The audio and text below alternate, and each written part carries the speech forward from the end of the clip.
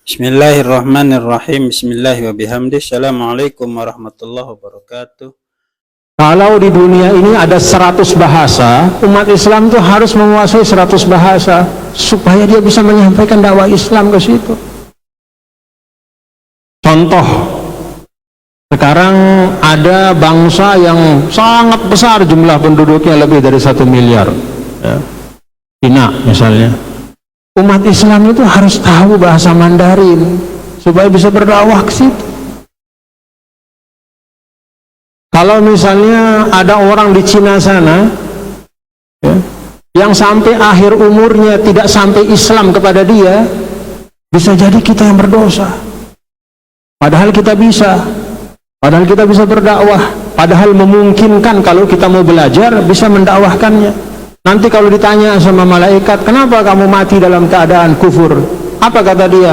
Saya nggak pernah sampai, nggak ada dai yang mengajarkan Islam sama saya.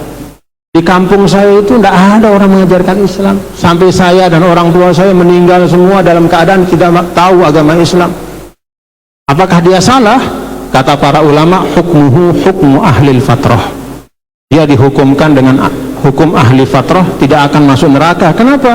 Karena tidak sampai kepadanya dakwah. Lalu siapa yang salah?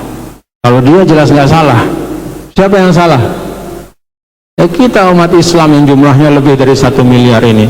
Kok tidak ada yang melengkapi dirinya dengan alat dakwah untuk kemudian berdakwah kepada mereka itu? Jadi bapak-bapak dan saudara-saudara sekalian, kewajiban dakwah hari ini itu luar biasa, dan itu semua membutuhkan ilmu pengetahuan. Ilmu pengetahuan.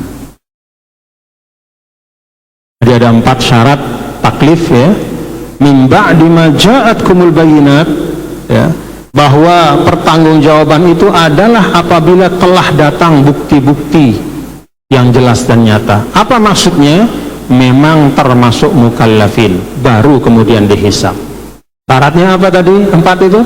Yang pertama dia balik, yang kedua dia aqil, yang ketiga salamatul hawas, dan yang keempat tablughuhud dakwah. Dia sudah dewasa, sehat akalnya, selamat panca inderanya, dan sampai dakwah kepadanya. Kalau ada salah satu dari 4 ini tidak terpenuhi, maka ghairu mukallaf, dia tidak bertanggung jawab. Yang bertanggung jawab siapa? Ya kita-kita yang sehat-sehat ini, ya. Ini juga pengingat bagi kita, bapak-bapak, saudara-saudara sekalian, untuk mari kita terus menyampaikan tuntunan Islam ini dengan segala cara yang baik yang memungkinkan. Makanya kalau ada orang datang ke Lombok, ya, entah dia sebagai turis, entah dia sebagai orang yang berusaha atau apapun, ya, lihatlah dia sebagai seorang yang memang perlu sampai kepadanya dakwah. Jangan lihat dia sebagai orang yang, mohon maaf, itu non muslim, saya lebih mulia dari dia. Enggak, belum tentu. Lihat dia sebagai hamba Allah yang belum sampai kepadanya dakwah. Dan ketika dia sudah sampai Lombok, wajib enggak sampai dakwah kepada dia? Wajib enggak? Wajib. Minimal dakwah bilisanil hal.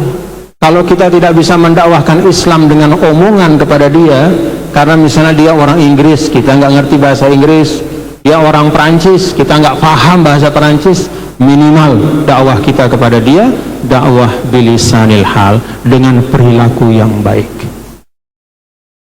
Maka kalau ada orang non-muslim datang ke suatu tempat yang ditempati oleh umat Islam, lalu umat Islam kemudian menyakiti dia dengan sebab dia disakiti oleh umat Islam itu, maka dia benci kepada Islam, dosa bagi yang menyakiti itu.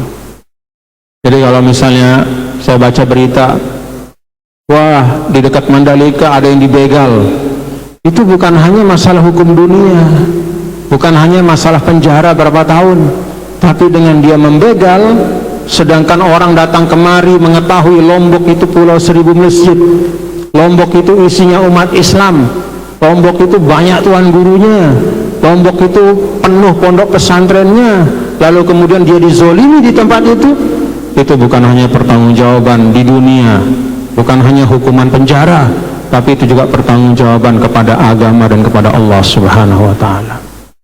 Merusak wajah Islam. Karena itu Imam Muhammad Abduh mengatakan al-Islamu mahjubun bil muslimin. Seringkali cahaya Islam itu ditutup oleh perilaku umat Islam sendiri. Jadi nggak usah kita terlalu banyak nyalahkan orang, mari kita introspeksi kepada diri kita sebagai satu umat. Fa'lamu annallaha azizun hakim, maka ketahuilah bahwa sesungguhnya Allah Ta'ala azizun hakim, maha perkasa dan maha bijaksana. Bagian terakhir dari ayat ini, saudara-saudara, bapak-bapak dan para jamaah sekalian, yang hakim, Allah tutup dengan kata hakim. Hakim itu apa artinya? Maha bijaksana. Apa bentuk bijaksananya Allah kepada manusia? Alhamdulillah bapak-bapak, saudara-saudara, ya, kita sebagai umat Islam ini Allah Ta'ala berikan rahmat yang jauh lebih besar daripada azab. Allah Ta'ala berikan ampunan yang jauh lebih besar daripada balasan yang setimpal. Jadi rahmatnya Allah kepada orang yang beriman itu luar biasa, ya. Kalau kata ulama, ada paling tidak 6 hal yang menunjukkan bahwa rahmat Allah bagi orang beriman itu jauh lebih besar daripada azabnya. Pertama, kalau berniat baik dapat pahala, sekedar berniat. Kalau berniat tidak baik tidak dapat dosa sampai yang diniatkan itu dilaksanakan. Man hamma bihasanah, ya, kataballahu lahu biha hasanatan kamilah. Sekedar berniat yang baik saja itu sudah dapat satu pahala yang sempurna. Kalau berniat yang tidak baik tidak ditulis sebagai dosa sampai yang diniatkan itu dikerjakan. Itu rahmat Allah kepada kita. Yang kedua, kata para ulama, al-hasanatu bi asyri amsalha ila 700 dhi'fin ila ad'afin mudha'afah was-sayyi'atu takunu bimisliha. Yang kedua, tanda bahwa Allah Subhanahu wa ta'ala itu rahmatnya berlipat dibanding dengan azabnya adalah kalau satu kebaikan Allah balas dengan 10 pahala, bahkan sampai 700 kali lipat. Bahkan ada amalan-amalan yang tidak ada hitungan kelipatannya, saking banyaknya balasannya. Sedangkan satu dosa itu hanya satu perbuatan buruk hanya dibalas dengan satu dosa. Satu kali berbuat baik dapat 10, bisa jadi 700, bisa bahkan tidak ada hitungannya, saking banyaknya. Sedangkan kalau perbuatan buruk hanya dibalas dengan satu dosa. Apa perbuatan baik yang dibalas dengan 10 pahala? Itu perbuatan baik rata-rata yang umum yang kita lakukan. Ada yang dibalas dengan 700, apa itu? Sedekah. Jadi kalau sedekah itu, satu kali bersedekah itu dibalas dengan 700 pahala. Apa amalan yang satu kali dilaksanakan diberikan balasan yang tidak terhitung? Itu puasa. Maka dalam Al-Quran, innama yuwaffas sabiruna ajrahum bighairi hisab. Orang-orang yang sabar, yaitu orang-orang yang puasa, kata para ulama.